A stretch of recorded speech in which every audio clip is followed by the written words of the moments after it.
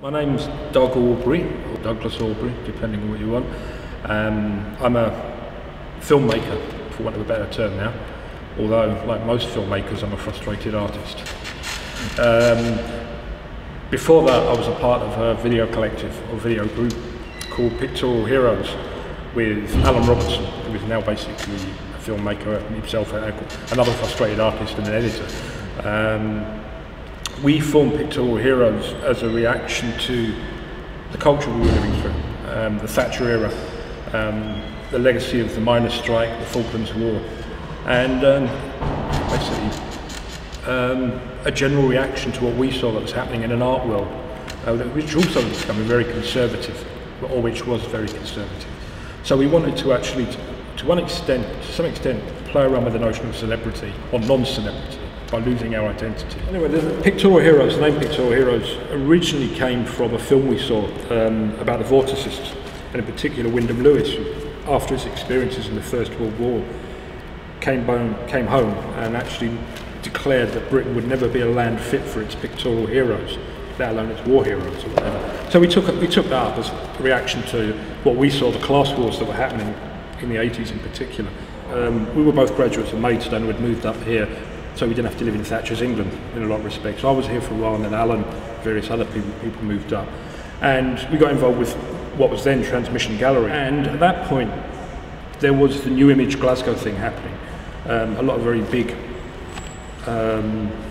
figurative painting work and proper drawing. We came along with a group of other people who actually involved with Transmission and decided to put on a video show, which hadn't been done for quite a considerable period in Scotland. So that became EventSpace 1, and the work that's on show here at Function, Fragments and Vision was actually first staged at EventSpace 1. Well, I mean, you know as well as I do, EventSpace 1 actually proved to be quite a hit, stir quite a few things up, because at that point everybody was, there was a lot of very conventional painting going on, and I think a lot of young artists were either involved with performance or body pieces, or were looking for new ways to move, and I think it probably gave a lot of inspiration to a generation of artists who've probably gone to be become very famous. One of whom was probably the oldest young artist in Glasgow at the time, George Wiley. He came into the gallery and he took to the work straight away and asked whether we would stage it at McClellan Galleries, which we did as part of, I think it was the Scottish Society of Artists or something like that, show, and it won the Ben O'Shott's Sculpture Prize, which, don't ask what that was about.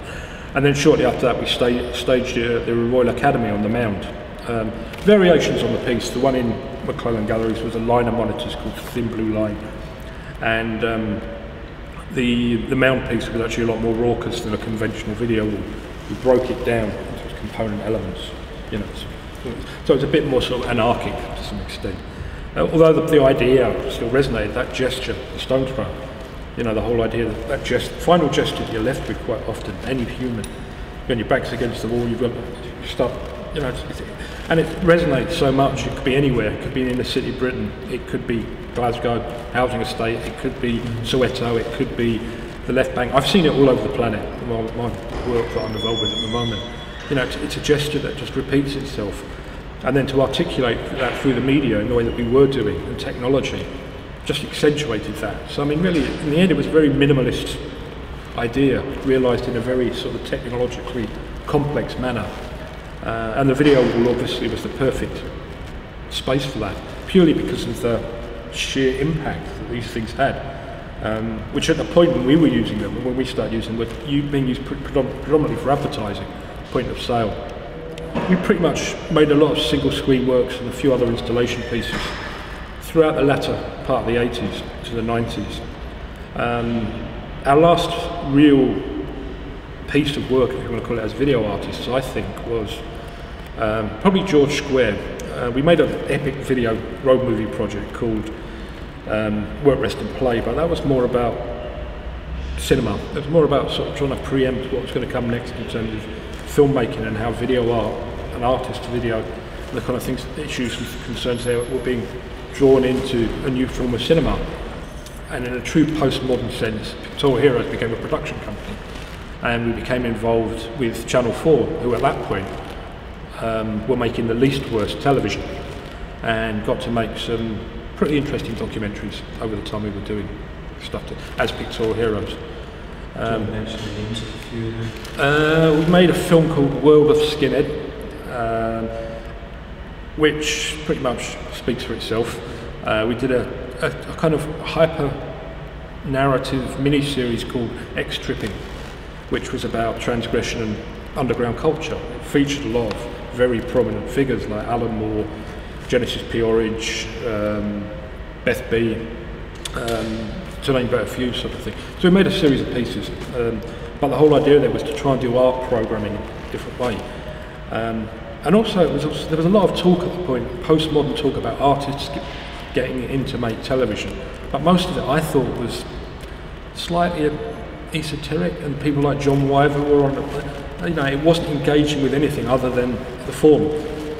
Whereas we've always engaged with popular culture one way or another. Pop and politics have always been important to us. 25 years later, you can record and get the kind of images you can get on a mobile phone of artwork that was produced in an analogue fashion. So it's almost like become full circle in a lot of ways.